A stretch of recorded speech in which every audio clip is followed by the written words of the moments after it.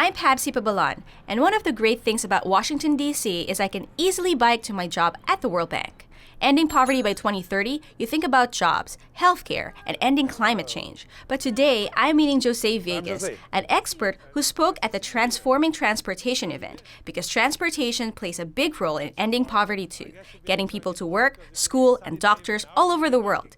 We need to do it sustainably with the help of public transport. So thank you, sir, again for joining me today, and thanks for holding my mic. That was very nice of you. Good. Pleasure. Okay, so this may be a crazy question, but how can riding a bike or taking public transport contribute in ending poverty? Basically, it's like this. It has to be understood that some of the transport options are more equitable than others in terms of access to the possibility of exercising them. Certainly, walking is the lowest cost one. Biking can also be there, and public transport or shared solutions also. But the important thing from the political side, on the political decision makers, is that they have to provide the conditions for these options to be exercised in an efficient way. And that starts, first of all, by providing the appropriate public space for people to walk, for people to ride a bike, and for public transport or shared solutions. So you have a situation of what we call win-win-win-win.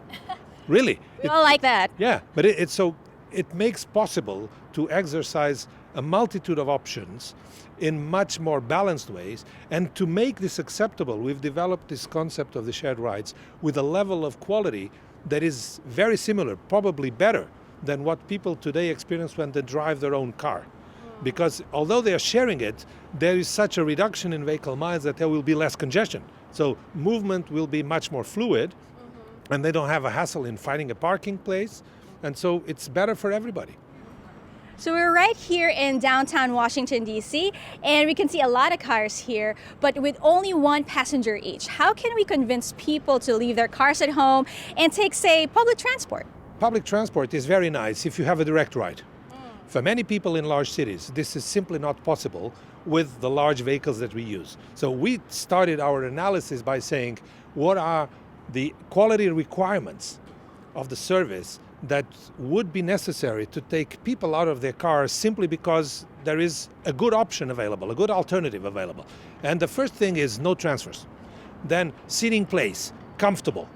Then available in very short waiting time. All of these things.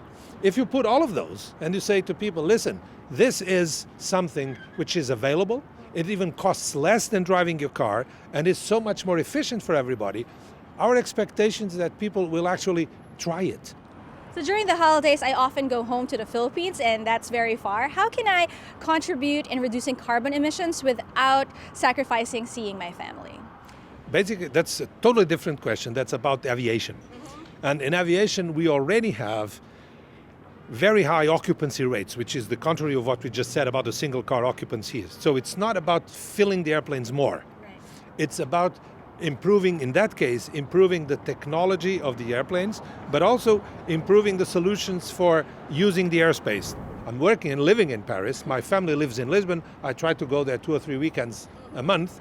I have a similar challenge. More trips, smaller trips, but overall we're probably on the same number of miles per year. Yeah. Thanks so much again for your time, and have a safe trip. You too.